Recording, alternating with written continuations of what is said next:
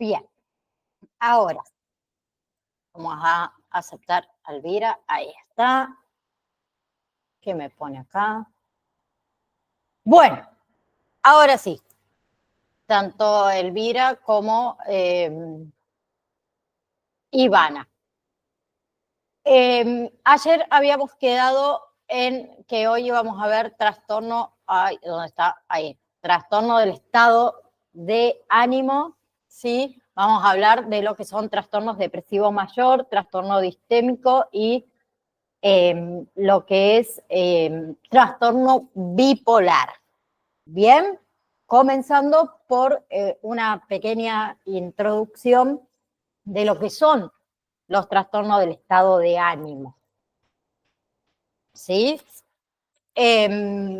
A ver, son trastornos de salud mental que están caracterizados por la existencia de alteraciones emocionales, ¿sí? Consistentes en periodos prolongados de una tristeza, digamos, excesiva, como es la depresión, de exaltación o de euforia excesiva, que sería la manía o también de ambos, ¿sí? La depresión y la manía representan dos polos o dos extremos de los trastornos del estado de ánimo, ¿sí? Vamos a empezar a hablar de lo que es la depresión, ¿bien? Que se puede describir como un hecho de sentirse triste, de sentirse melancólico, infeliz, derrumbado, abatido.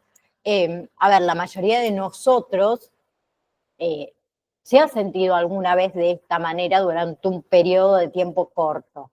Pero ya si hablamos de la depresión clínica, es un trastorno del estado anímico en el cual los sentimientos de tristezas, de pérdidas, de ira, de frustración, interfieren con la vida diaria durante un periodo de algunas semanas o más.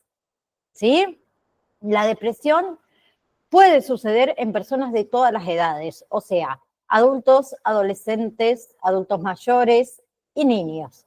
Y los síntomas de depresión incluye todo lo que es estado de ánimo irritable o estado de ánimo bajo la mayoría de las veces, dificultades para conciliar el sueño, el exceso de sueño, cambios grandes en el apetito, ¿sí? Cansancio, falta de energía, sentimiento de inutilidad, odio a sí mismo, culpa, dificultad para concentrarse, movimientos lentos o movimientos rápidos, sentimientos de desesperanza o sentimientos de abandono, pensamientos repetitivos de muerte o de suicidio, inactividad, ¿sí? Retraimiento de las actividades usuales, ¿sí? Pérdida del placer en actividades que antes nos hacían felices, ¿sí?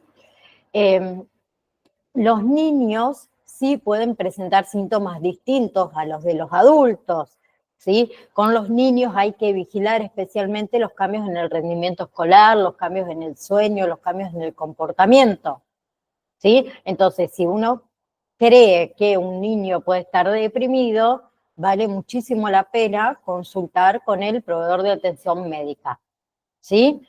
El proveedor de atención médica, el pediatra en este caso, puede ayudarnos a aprender más de cómo, valga la redundancia, ayudar a estos niños si padecen depresión. Y hay diferentes tipos principales de depresión, ¿sí? Tenemos la depresión mayor, que sucede cuando esos sentimientos de tristeza, de pérdida, de ira, de frustración, interfieren con la vida diaria por más de 2 semanas o por un periodo mucho más largo de tiempo. Tenemos la depresión o el trastorno depresivo persistente, que se trata de un estado de ánimo depresivo que dura 2 años, ¿sí? Y a lo largo de todo ese periodo de tiempo puede tener momentos de depresión mayor junto con épocas en las que los síntomas son un poco menos graves, ¿sí? Y otras formas comunes de depresión, tenemos la depresión posparto, por ejemplo, que muchas mujeres se sienten algo deprimidas después de tener un bebé, ¿sí? Pero la verdadera depresión posparto, digamos, es más grave e incluye síntomas de depresión mayor, ¿sí? También tenemos dentro de otras formas comunes de depresión es el trastorno disfórico premenstrual, ¿sí? Que son síntomas, digamos, depresivos que ocurren unas semanas antes de la menstruación y desaparecen después de la menstruación. Tenemos el trastorno afectivo estacional, que ocurre con mayor frecuencia durante las estaciones de otoño, las estaciones de invierno, desaparece en primavera, en verano, ¿sí? Que es muy probable que se dé debido a la falta de luz solar, ¿sí? Por eso también muchas veces uno dice en los días de lluvia o los días esos tormentosos que no te da ganas de hacer nada, que estamos medios deprimidos, pasa eso. Y tenemos la depresión mayor con características psicóticas, que sucede cuando una persona padece de depresión con una falta de contacto en la realidad, que sería la psicosis. ¿Sí?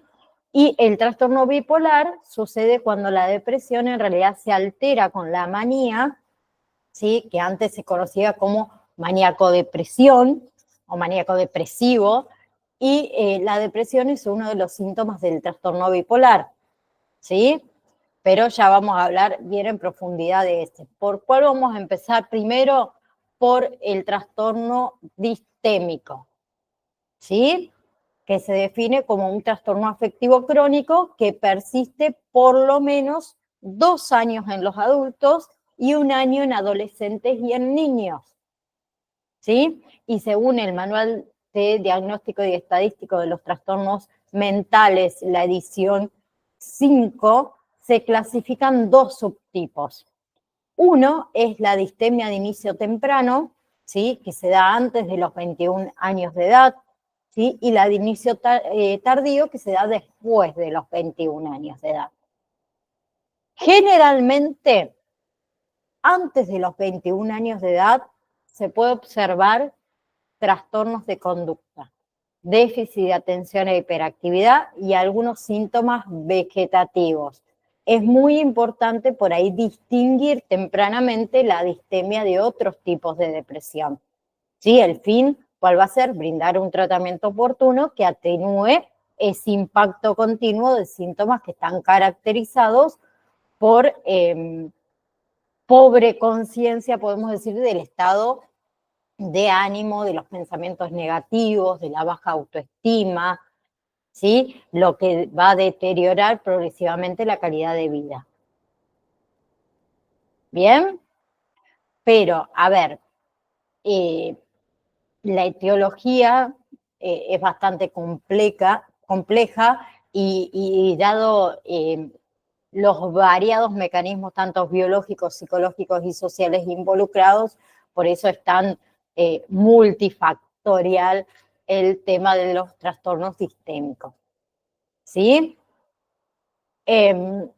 A ver, hay varias hipótesis que destacan la hipótesis genéticas, que incluye además todo lo que son factores ambientales, y después hay otra hipótesis, que es la hipótesis aminérgica, que apunta a una deficiencia de serotonina, de noradrenalina y dopamina en lo que es el sistema nervioso central, que tampoco vamos a entrar tan en detalle de eso. ¿Sí? No se puede concebir, digamos, la distemia como un simple trastorno depresivo leve. ¿Sí? Es una entidad diferente que está caracterizada más que nada por un trastorno depresivo crónico que puede persistir toda la vida, ¿sí? Que tiene importantes preocupaciones con respecto a la calidad de vida. Bien, no solamente del individuo que la padece, sino también de todo su entorno.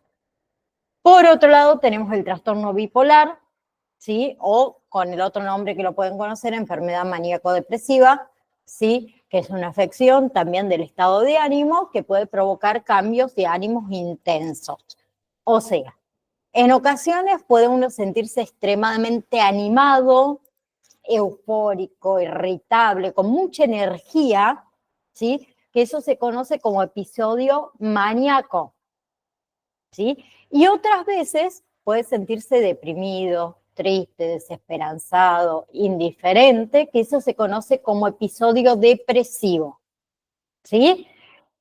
Y puede tener síntomas tanto maníacos y depresivos a la vez, que se conocen como episodios mixtos, ¿sí? Junto todo con el cambio de ánimo, ¿sí? El trastorno bipolar, que provoca cambios en el comportamiento, cambios en los niveles de energía y en los niveles de actividad, ¿sí?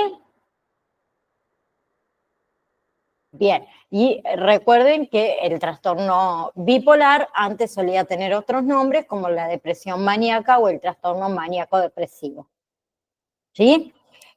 No sé si ustedes sabían que hay 3 tipos principales de trastorno bipolar.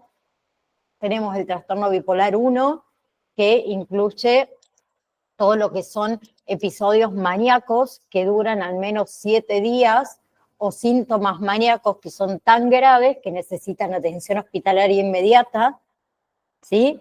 Donde los episodios depresivos también son frecuentes, pero suelen durar al menos 2 semanas, ¿sí? Y este tipo de trastorno, el trastorno bipolar tipo 1, también puede implicar episodios mixtos.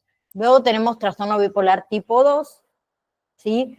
O trastorno bipolar 2, se define por todo lo que son episodios depresivos, pero en lugar de graves episodios maníacos, se presentan episodios hipomaníacos, ¿sí? La hipomanía en realidad, ¿qué es? Es una versión menos grave de la manía. Y por último, tenemos lo que es el trastorno ciclotímico, ¿sí? O la ciclotimia, que también puede presentar síntomas hipomaníacos y depresivos, pero no son tan intensos o tan duraderos como los episodios hipomaníacos o depresivos, ¿sí? Y todo lo que son sus síntomas suelen durar al menos 2 años en adultos y 1 año en niños y en adolescentes, ¿sí? Pero cualquiera de estos tipos que yo les nombré, un paciente o un individuo que tenga 4 o más episodios de manía o de depresión en 1 año, se conoce como ciclador rápido, para que lo sepan, ¿sí? No es que hay una causa exacta del trastorno bipolar, ¿sí? Es probable que influyan factores, ¿sí? Lo que es la genética, lo que es la estructura y también lo que es la función del cerebro y lo que es su ambiente. ¿Bien? Y uno va a tener mayor riesgo de padecer un trastorno bipolar si tiene un familiar cercano que lo padece, ¿sí? O si pasó por un trauma o un evento estresante en la vida, que también eso puede aumentar lo que es el riesgo, ¿sí? Los síntomas pueden variar, ¿sí? Pero involucran cambios del estado de ánimo, conocido como episodios, digamos, anímicos, y tenemos todos los síntomas de un episodio maníaco, que ahí podemos incluir esto de sentirse animado, eufórico, optimista, muy, sentirse nervioso, sentirse acelerado, sentirse más activo de lo habitual, ¿sí? Otro síntoma de los episodios maníacos es tener un mal genio, ¿sí? O parecer extremadamente irritables, sentir que los pensamientos van muy rápido, ¿sí? Lo mismo que el habla muy rápida, dormir menos, ¿sí? Sentirse inusualmente importantes, poderosos, talentosos, hacer cosas arriesgadas que muestran falta de juicio, ¿sí? Comer, beber demasiado, gastar, regalar mucho dinero, tener relaciones sexuales poco apropiadas. Y después tenemos todo lo que son los síntomas de un episodio depresivo. Y ahí podemos incluir sentirse muy triste, desesperanzado, inútil, sentirse solo, aislado de los demás, hablar muy despacio, ¿sí? O sentir que uno no tiene nada, digamos, que decir, ¿sí? Tener poca energía, dormir demasiado, comer demasiado o lo contrario, comer muy poco, tener falta de interés en las actividades inusuales, ¿sí? O no poder realizar cosas simples. Y por último tenemos el pensamiento de muerte o de suicidio, ¿sí? Y ya si hablamos de episodios mixtos, incluye tanto síntomas maníacos y depresivos, ¿sí? Por ejemplo, a ver, uno puede sentirse muy triste, muy desesperanzado, muy vacío, mientras que al mismo tiempo se siente extremadamente lleno de energía, ¿sí? Por otro lado, vamos con todo lo que son, ay, se me fue, ahí está, todo lo que son trastornos de ansiedad, ¿sí? Que la ansiedad en sí, que es una sensación, podemos decir, de nerviosismo, de preocupación o de malestar, ¿sí? Que forma parte, en realidad, de la experiencia humana normal, ¿sí? Pero también está presente en ¿qué? En una amplia gama de trastornos psiquiátricos, incluido el trastorno de ansiedad generalizado o el trastorno de angustia, las fobias, ¿sí? Si bien cada uno de estos trastornos son diferentes, todos presentan una aflicción y una disfunción específica relacionada con la ansiedad y relacionada con el miedo, ¿sí? Además de la ansiedad, las personas afectadas presentan síntomas físicos, dificultad para respirar, mareos, taquicardia, temblores, sudoración, ¿sí? Los trastornos de ansiedad a menudo también cambian sustancialmente el comportamiento diario de una persona, ¿sí? Por ahí lo lleva a evitar ciertas cosas o evitar ciertas situaciones. Y lo que es el diagnóstico de todos estos trastornos se realiza siempre según los criterios específicos establecidos en la comunidad médica dentro del Manual de Diagnóstico y Estadístico de los Trastornos Mentales, ¿sí? Y todo lo que es terapia farmacológica, la psicoterapia o la combinación de tanto la terapia farmacológica como la psicoterapia son muy eficaces en el tratamiento de la mayoría de estos casos, ¿sí? A ver, la ansiedad en sí es una respuesta normal, como dije antes, a una amenaza, ¿sí? O a una situación, podemos decir, de estrés psicológico, ¿sí? Está relacionado con las sensaciones de miedo y cumple una importante función, la ansiedad, en la supervivencia, ¿sí? Cuando alguien, por ejemplo, tiene que afrontar una situación, digamos, peligrosa, ¿sí? La ansiedad desencadena una respuesta de lucha o una respuesta de huida. Esa respuesta proporciona al cuerpo, a través de distintos cambios fisiológicos, el incremento del flujo sanguíneo en los músculos, el corazón, la energía, la fuerza necesaria, digamos, para afrontar esa situación amenazante para la vida, ¿sí? Por ejemplo, huir de un animal agresivo, ¿sí? O enfrentarse a una persona que nos quiere robar, ¿sí? Sin embargo, la ansiedad se considera un trastorno cuando ocurre en momentos inapropiados, cuando ocurre con frecuencia y cuando es de tal intensidad y tanta duración que interfiere con el desarrollo de las actividades habituales, ¿sí? Bien, todo lo que son los trastornos de ansiedad son más frecuentes que cualquier otra clase de trastornos mentales, ¿sí? Se cree que afecta aproximadamente al 15% de los adultos, ¿bien? Y la ansiedad significativa puede persistir durante años y la persona afectada, ¿sí? Puede comenzar a sentirla hasta normal, como algo normal que me sucede, ¿sí? Por esa y por otras razones, todo lo que son los trastornos de ansiedad no se diagnostican la mayoría de las veces ni se tratan. ¿Sí?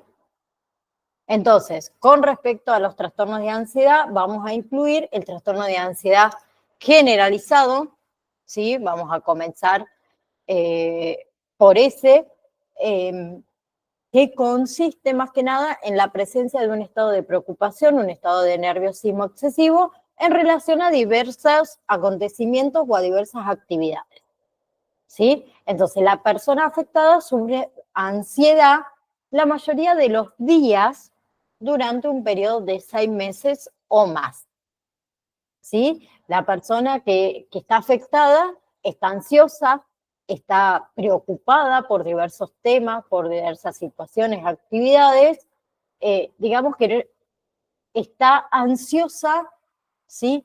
No por un solo asunto, sino por varios, ¿sí? Y para establecer el diagnóstico de este tipo de trastorno, la ansiedad debe ir acompañada de otros síntomas.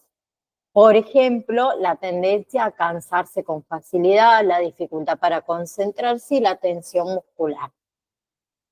¿Sí? Bien. El tratamiento, combinación de fármacos, generalmente ansiolíticos y en algunos casos antidepresivos, junto con la psicoterapia. Bien. Entonces, recuerden que el trastorno de ansiedad generalizado es un tipo frecuente de trastorno de ansiedad y que las mujeres tienen un riesgo 2 veces mayor de sufrir este trastorno que los hombres.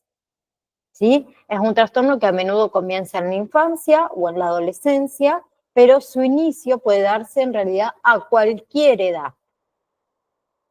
¿Sí? Bien. A ver, las personas que padecen el trastorno de ansiedad generalizado experimentan más que nada lo que es un estado de preocupación y malestar, digamos, constante que a ellos les resulta muy difícil de controlar, ¿sí? Y todo lo que es la intensidad, la frecuencia, la duración de la preocupación es mucho mayor que a la situación, digamos, ¿sí? Y esas preocupaciones son de carácter general, ¿sí? Puede referirse a, digamos, diversos temas, ¿sí? Luego tenemos todo lo que son las crisis de angustia y lo que son los trastornos de angustia, que es un periodo breve de angustia, de ansiedad o de miedo extremo que comienza repentinamente, que se acompaña también de síntomas tanto físicos como emocionales. Todo lo que es un trastorno de angustia comporta crisis de angustia repetida que conduce a una preocupación excesiva, ¿sí? Por crisis futuras o por todo lo que son cambios en el comportamiento, orientado más que nada a evitar las situaciones que podrían desencadenar una crisis. ¿Sí? Todo lo que es una crisis de angustia puede causar síntomas físicos como dolor torácico, sensación de dificultad respiratoria, ¿sí? Asfixia, mareos, náuseas, y los médicos se basan en el diagnóstico, en la descripción que hace la persona de esas crisis y en el temor que tienen estas personas a sufrir otra crisis en el futuro. ¿Sí? Ya si hablamos de tratamientos, hablamos de la parte farmacológica, antidepresivos, ansiolíticos, todo lo que es terapia de exposición y psicoterapia. ¿Sí? Entonces, la crisis de angustia puede ocurrir como parte de cualquier trastorno de ansiedad. ¿Sí? También puede ocurrir en personas con trastornos psiquiátricos, como es la depresión. Y hay algunas crisis de angustia que ocurren como respuesta a una situación específica. Por ejemplo, una persona que le tiene fobia, en mi caso, a los sapos, ¿sí? Puede experimentar una crisis de angustia antes la visión de ese animal. ¿sí? Y hay otras crisis que suelen desencadenarse sin ningún motivo aparente. ¿Bien? Lo que son los trastornos de angustia consiste en que la persona está preocupada por la posibilidad de sufrir más crisis de angustia, ¿sí? O cambia su comportamiento, digamos, para intentar evitar la crisis, ¿sí? Pero si hablamos de los síntomas, tanto de la crisis de angustia como los trastornos de angustia, tenemos en general dolor o molestias torácicas, sensación de asfixias, mareos, irritabilidad, desmayos, miedo a morir, ¿sí? Miedo a volverse loco o a perder, digamos, lo que es el control, ¿sí? Sentirse sofocados, tener escalofríos, náuseas, dolor de estómago, diarrea, ¿sí? Palpitaciones o aceleraciones de la frecuencia cardíaca, ¿sí? La sensación de falta de aire, de ahogo, sentirse irritable, ¿sí? Temores, agitación, sudoración. ¿Bien?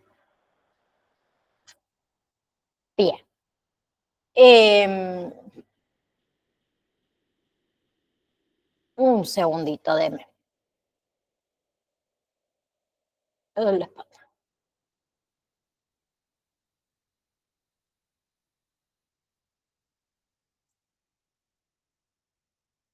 Bien. Por otro lado, tenemos, ahí está, todo lo que es fobia social, ¿sí? Que primero vamos a empezar a hablar de qué es una fobia. ¿Sí? ¿Alguien tiene fobia a algo acá? Mejor no lo digas, Max. Bueno, yo por ejemplo le tengo fobia a los sapos, a las ranas. Una cosa de loco. ¿Sí? Pero los que padecen. ¡Ay, no te escucho! ¿Cómo? A los gusanos.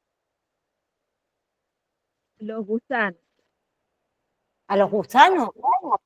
¿no? A ver, Se me entrecorta y no puedo escuchar. ahora. Ahora creo.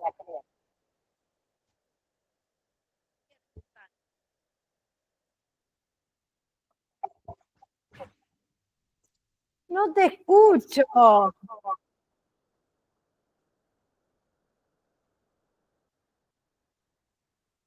Escribilo, Máxima. No, les decía que las personas que tienen algún tipo de fobia eh, comportan todo lo que es una ansiedad eh, persistente, algunas veces irreal, intensa en relación con el miedo que provoca determinada situación, determinada circunstancia o determinado objeto, digamos, concreto en sí, ¿sí? Nosotros ahora primero vamos a hablar de lo que es fobia social, después vamos a hablar un poquito en general de todas las fobias, podemos decir, ¿sí? Pero la fobia social en sí es un miedo, digamos, este miedo persistente o irracional ante situaciones que pueden involucrar todo lo que es el juzgamiento, podemos decir, o el escrutinio por parte de los demás, ¿sí? Como en fiestas, en eventos, digamos, sociales, ¿sí? Todo lo que es fobia social, que también se conoce como trastorno de ansiedad social, ¿sí? Es un trastorno de salud mental que está caracterizado entonces por ese miedo intenso, ese miedo persistente a situaciones sociales o de desempeño en la que puede uno ser juzgado. A los gusanos, había entendido bien entonces. No estaba segura, digo, a lo mejor entendí mal. Dice Máxima que ella le tiene fobia a los gusanos. ¿Sí? Es una condición, todo lo que es la fobia social, que puede interferir muy significativamente en la vida diaria de quien lo padezca. ¿Sí? Sienten ese miedo y evitan situaciones en las cuales pueden ser, digamos, juzgados por los demás. Eso puede comenzar en la adolescencia, ¿sí? Y probablemente tenga que ver con padres sobreprotectores o también oportunidades sociales limitadas, ¿sí? Tanto hombres como mujeres se ven afectados de la misma manera, y la persona que padece fobia social está en alto riesgo del consumo indebido de alcohol o otras drogas, digamos, para sentirse como inhibidos en esas situaciones sociales, vamos a decirlo así. ¿Sí? Puede llegar a confiar en estas sustancias para relajarse ante esas situaciones sociales. ¿Sí? Entonces, algunos de los miedos más comunes de las personas que padecen este trastorno es asistir a fiestas, a reuniones sociales, miedo a conocer nuevas personas, ¿sí? Miedo a comer, a beber, a estar en público, al hablar en público, ¿sí? A utilizar los baños públicos. Entre los síntomas físicos, ¿cuáles son? Las náuseas, los temblores, la dificultad para hablar, el ruborizarse, el ponerse colorados, como decimos nosotros, ¿sí? La sudoración, ¿bien? Todo lo que es el tratamiento, el objetivo es ayudarle a estas personas a desempeñarse de forma efectiva, ¿sí? El éxito del tratamiento va a depender de la gravedad de los miedos. Pero en el primer tratamiento que se hace es todo lo que es tratamiento de terapia cognitiva conductual, o sea, ayudarle a entender y a cambiar los pensamientos que están causando esta afección, al igual que también aprender a reconocer y a reemplazar los pensamientos que causan este pánico, ¿sí? Y todo lo que es el entrenamiento de destrezas sociales, ¿sí? Que involucra todo lo que es contacto social en situaciones de terapia de grupo, ¿sí? Para que la persona pueda practicar esas destrezas. Todo lo que es juego de roles, modelos a seguir, ¿sí? Siempre va a variar según la técnica, obviamente, que se utiliza. Van a utilizar una técnica, la que sea más cómoda, para que esa persona pueda relacionarse con los demás en una situación, digamos, ¿sí? En otros casos, un segundo, voy a sacar el WhatsApp de acá porque es una cosa que me está taladrando. Tengo los alumnos que están rindiendo exámenes finales el día de hoy, entonces mensaje tras mensaje es constante y yo me desconcentro muy fácil. Encima. No, le decía que también con respecto a el tratamiento, se pueden recetar medicamentos, los llamados sedantes o hipnópticos, ¿sí? Que eso obviamente lo va a ver el psiquiatra con respecto, ¿sí? Pero siempre si se le receta algún tipo de hipnótico, no se debe consumir con alcohol mientras se toma el medicamento, ¿sí? También se le recomienda a la persona el tema de hacer ejercicio regularmente, dormir lo suficiente, ¿sí? Tener una vida, digamos, vamos a decirlo de esta manera, saludable, ¿sí? Pero ¿qué quiero que quede claro? Que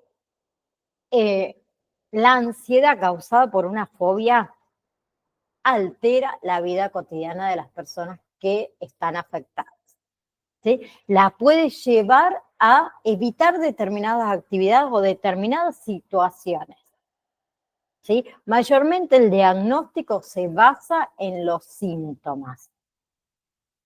¿Ok?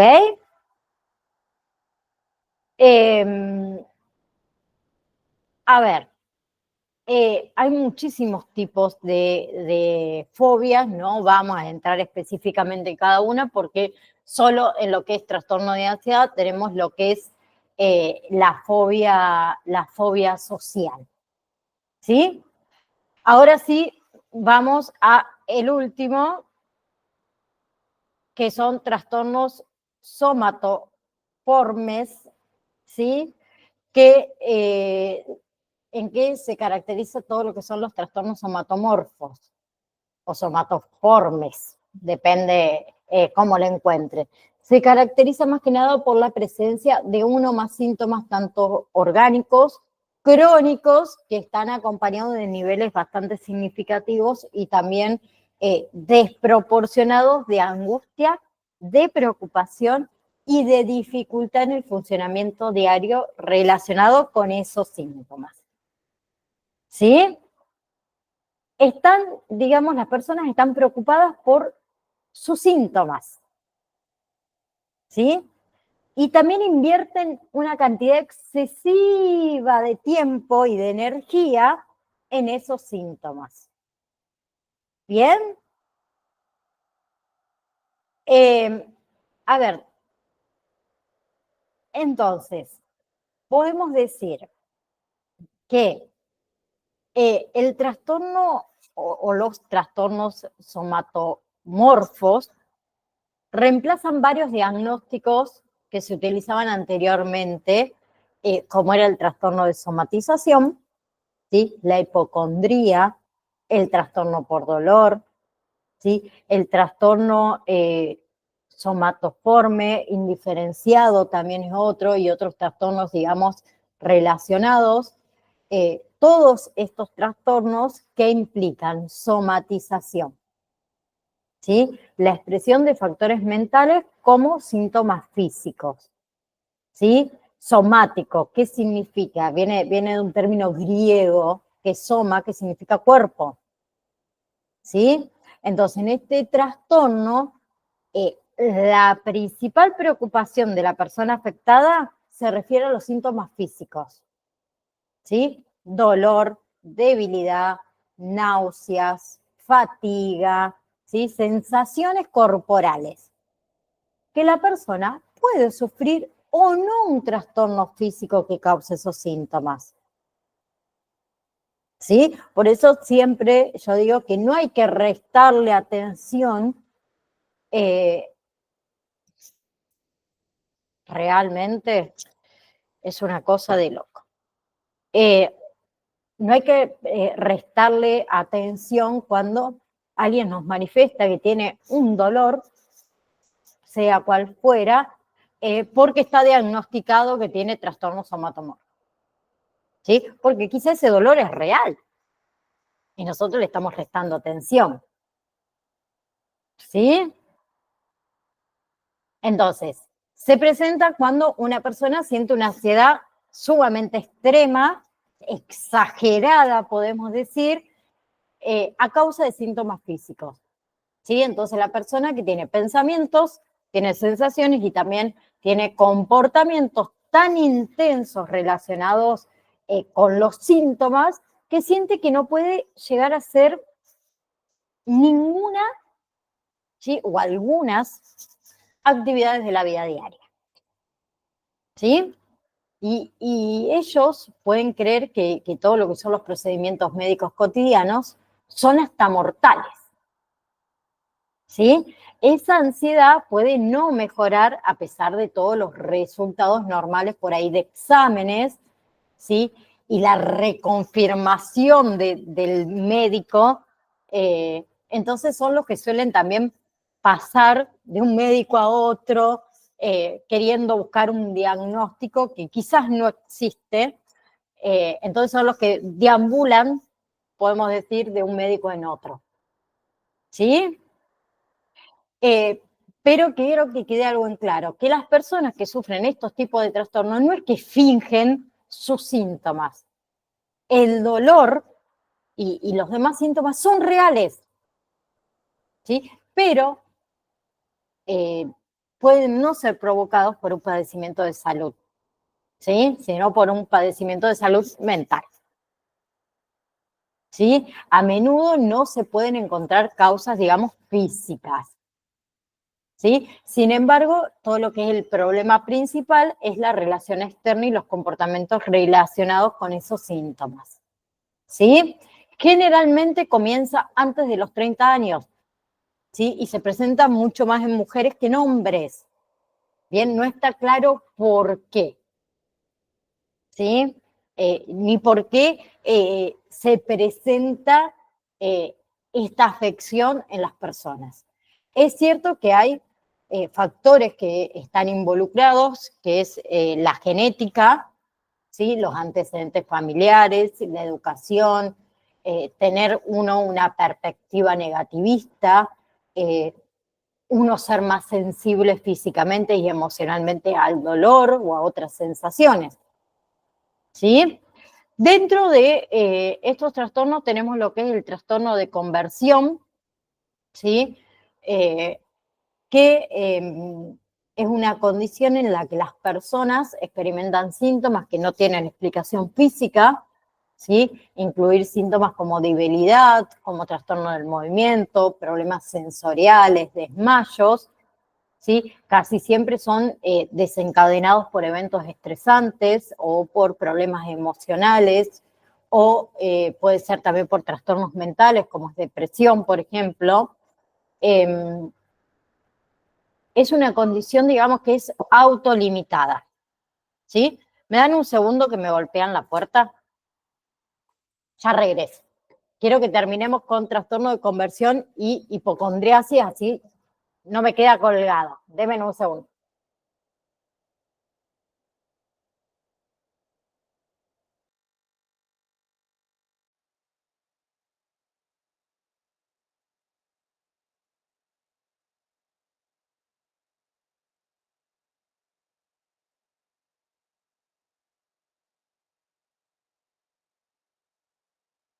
Perdón, ahí regresé. Con respecto a, le decía, el trastorno de conversión, ¿sí? Le decía que era una condición autolimitada, ¿sí? Mayormente no requiere, digamos, de tratamiento, pero hay algunos casos que sí se considera el tema de la hospitalización, ¿sí? Puede afectar a personas de cualquier edad, pero es muy común en personas de entre 20 y 50 años, ¿sí? Entonces, el trastorno por conversión es una afección física, ¿sí? De estrés, de un estrés abrumador, ¿sí? De una angustia emocional, y hay muchísimos ejemplos comunes como el acelerado ritmo cardíaco, cuando una persona, digamos, se siente nerviosa, ¿sí? Pero el trastorno por conversión, todos esos síntomas, digamos, son como más dramáticos, ¿bien? Y es mucho más común en personas que están pasando situaciones emocionales difíciles o personas que están experimentando depresión o también lo que es ansiedad. Y por último tenemos la hipocondriasis, ¿sí? O la hipocondria, que es una enfermedad por la que el individuo cree que padece alguna enfermedad grave, ¿sí?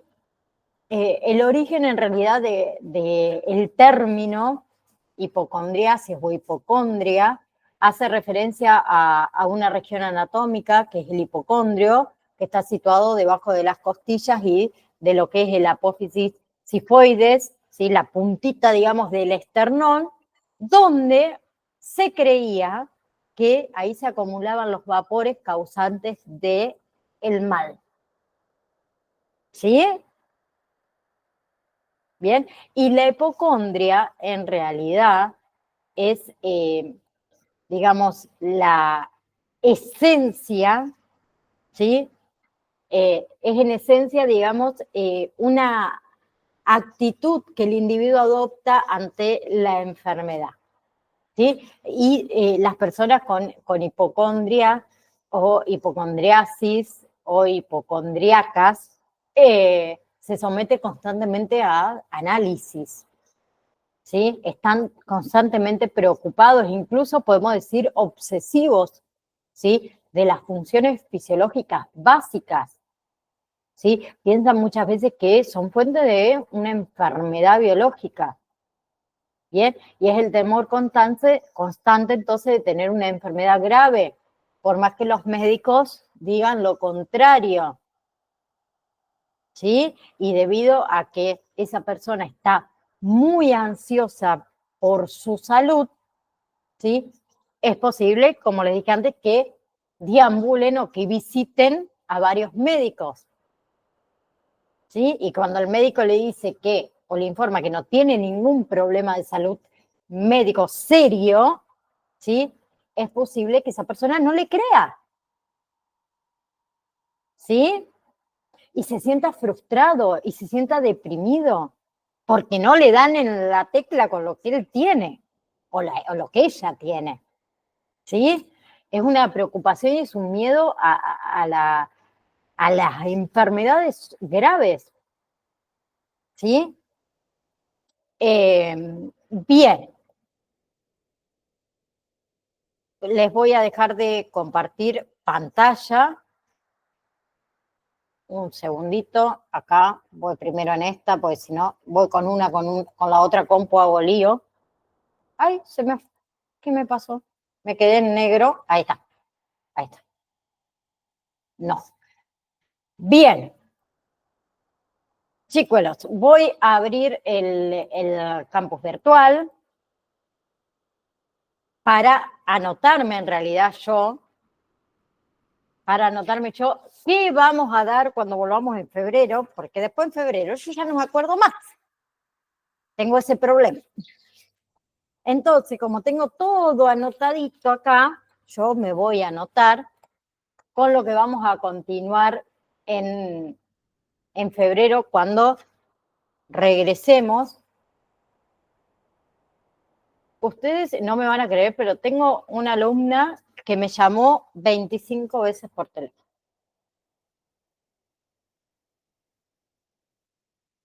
Deme un segundo,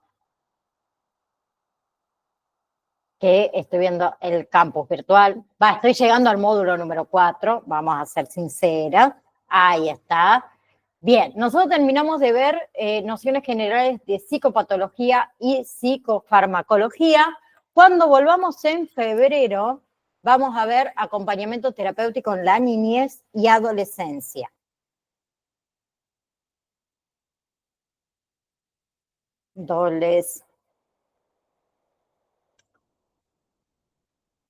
Módulo 4. Me lo anoto para no perderme, no perderme. Recuerden, recuerden no. Les quería preguntar, antes de retirarnos, ¿y realizaron la validación 3? ¿Sí? Ah, ok, ok, perfecto. Bien, bueno, Máxima, Elvira y a los alumnos obviamente que ven la clase grabada, les deseo unas felices fiestas, ¿sí? Pásenla súper lindo, disfruten en familia, disfruten con todos sus seres queridos y también desearles unas muy felices vacaciones. También disfrútenla y recuerden que mi teléfono está habilitado por más que estemos en vacaciones. Si necesitan comunicarse conmigo, no duden en escribirme, ¿sí? Les mando un beso sumamente enorme y un abrazo gigante a cada una de ustedes y nos estamos viendo al regreso en febrero. Así que un beso enorme para cada uno de ustedes. Chau, chau.